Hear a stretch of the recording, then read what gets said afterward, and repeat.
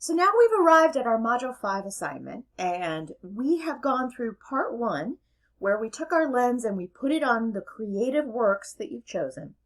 We've gone to Part 2, where we've turned it around and thought about how that works with society. And now in Part 3, we are actually going to turn the lens inward. This is a very self-reflective area. And you're first going to turn it about self-reflection and then think a little bit more widely to how other people might think about that as well.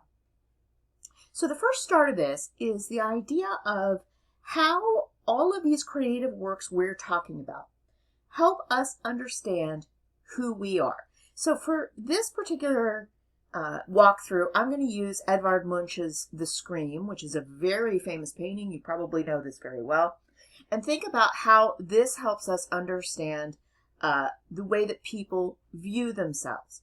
So I'm just going to walk you through how I see this painting and how it affects my identity so that you can think about that as you're moving forward. So as we look at The Scream, one of the things, of course, that you could have talked about in earlier parts if you were using Scream is the brush strokes and the way that this works. For me, when I look at this, there's a lot about this that reminds me of how life works. It's a mirror for what the world looks like to me sometimes, and probably to you as well. It's chaotic and swirling, and it's going all around me. It's such a high pace that you wonder if it's ever going to slow down. Now, that's one of the things that humanities do. They give us a picture of what the world is like. So you need to tell me in this particular question how your creative works or how creative works that you've seen in the past help people understand who they are because they show you something that perhaps you hadn't thought about before. So how does art do that? How do films do that? How do songs do that? How do books do that? Poems do that? And really think about the ways that it tells you about who we are and how we live. Think about that first, starting for yourself, and then think about other people. So I've talked about how this reminds me of the chaos of the world, but I really don't relate to this particular figure. I am a pretty steady, calm human being, and so for me, I don't necessarily feel this way all the time. But when I think about it, I can think about this as someone who really doesn't feel like they have control or have a sense that everything is out of control. The scream is a response to those things. I feel more like these folks in the corner walking away rather than this person. But this also helps me understand other people and how they might see it. Okay, let's take a look at the second question. Describe sociocultural factors. Now, what that means is what societal ideas are a part of who you are, and what are some factors that might be factors for other people. So, it's not just these things that we've listed. It can be other things as well. It can be age.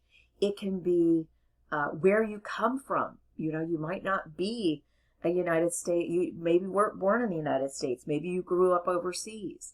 We really have to think about all the different factors that people bring to a painting. So when I look at The Scream, I'm someone who is a United States citizen. I am middle-aged. I'm white. I grew up in the middle class. And so when I look at this painting, I look at it from that lens. In other words, what are the glasses that you have on when you look at paintings? That's what this question is helping us get to. Because what we're identifying then is some of the ways that you're seeing a painting that other people might not wear. So if, for example, if all of those things I just listed end up being red sunglasses, and yours end up being, blue progressive prescription lenses, then this is a very different painting for the two of us. You don't have tint in your lenses, so you would see this very differently than me, whereas I have sunglasses. Do you see what I mean? That is a very basic analogy, but it really is true. So I want you to really think about all the different factors that have gone into the way that you look at paintings. And I want you to think about another way that perhaps another pair of lenses, a different configuration of this that might affect how people would see it. Okay, let's move on to the next question. These different humanities subject areas, we're just talking about the visual, the performing, and the literary creative works.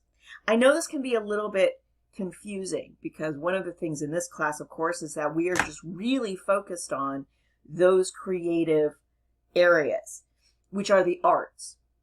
The humanities is much broader than that. It includes things like philosophy and religion, but we are really just focused on those three things. So what do you see, having talked about this now for many, many weeks, what is the connection between the literary, the visual, and the performing arts?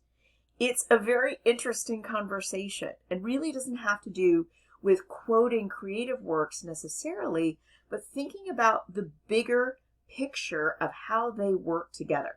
So you've been working with two creative works on a single topic, but how do they work differently when talking about that subject area? So, when we talk about the literary arts, they do a very different job of talking about a big topic like mental health or activism or diversity than a visual art. And it's very different from the way a performing art does it. So I want you to think about the mechanics of that. How do those three things work? And how do they, because of the way they work, how do they affect your identity? So, for example, reading a poem is going to have a different effect on identity than watching a performance of a story in the performing arts, or seeing a film about how that would affect your identity. So think about those three things and tell me about how you believe each of those three things works. Okay, now, this is another place where people can get a little bit confused, and that's okay. Confusion is okay. We'll work out the confusion. Okay, so diverse perspectives. What does that mean? Are we just talking about diversity? No, we're not. I want you to think about how those different lenses of influence self-concept. So one of the things, when we're thinking about how people see themselves, I want you to think about this in terms of dichotomies. And that means two things that are on the opposite ends of things. So young versus old. Rich versus poor. If you grow up rich, it surely affects your self-concept than if you grow up dirt poor, right? It's a very different way of thinking about the world. So I want you to think about how those big categories would affect that. Those are diverse perspectives. So also things like, growing up in a Jewish household versus a Muslim household versus a Christian household. Religion can have a huge effect on self-concept. Where you grew up can have a huge difference in self-concept. If you're growing up in a really cold state like Minnesota, it's a very different way of thinking about your life than if you grow up in a state like Florida. When I of course am based in Florida, and I grew up here in Florida. As I moved a lot, but that was one of my areas. And one of the things about Florida is, we run around barefoot, riding our bikes and staying outside most of the year. And then I also lived in Minnesota, and it was a very big difference because you don't go outside and play in the wintertime in Minnesota.